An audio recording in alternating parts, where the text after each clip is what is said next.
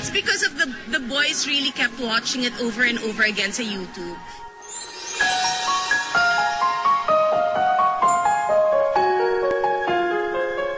Kung akala nyo ay ordinaryong mga Pilipino lang ang baliw na baliw sa OPM hit na Pusong Bato, nagkakamali kayo. In an exclusive interview last night, ibinunyag ng TV host at presidential sister na si Chris Aquino na maging si Pangulong Noynoy ay gustong-gusto ang nasabing kanta. Inamin rin sa Star Talk ni Chris that she's a fan of Rene Alon de la Rosa, ang composer at singer ng isang bersyon ng Pusong Bato. I'm working. Please say hi to me. Hi. Ang Pusong Bato, di ba favorite yan ng sons ko? When did you discover Pusong Bato? Okay,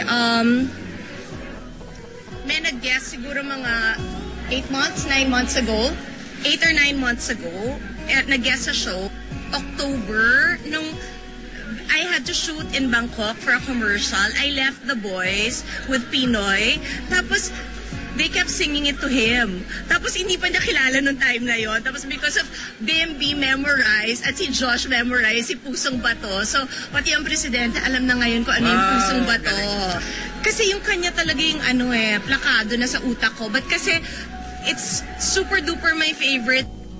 Proud na proud naman si Rene sa papuri ng TV host at sa inaaning tagumpay ng kanyang komposisyon.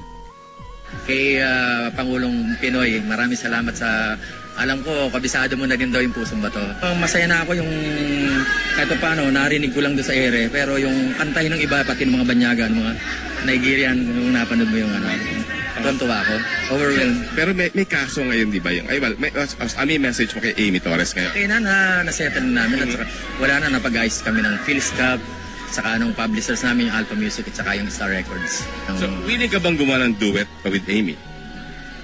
Wala nang problema. Kasi meron din akong mga ginawa sa kanya na mayroong mga iba-ibang genre eh.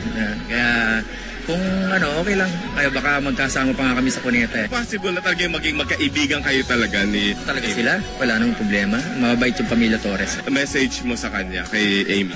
Amy, kumusta ka? At saka okay lang. At saka good luck din sa iyong next single na maririnig uli ng Sambayanan. Maraming salamat. Nakatulong ka rin sa awiting aking obra. Kaya hindi ako nagsisisi kung bakit nagawan kita ng kanta. Maraming salamat. Pwede na kayo magharap magpa-interview sabay ni Amy? Problema. Wala problema. Okay lang. Sige. Maraming salamat. Na-resolve na rin yung problema. Oo naman. Salamat nga pala sa Star Talk.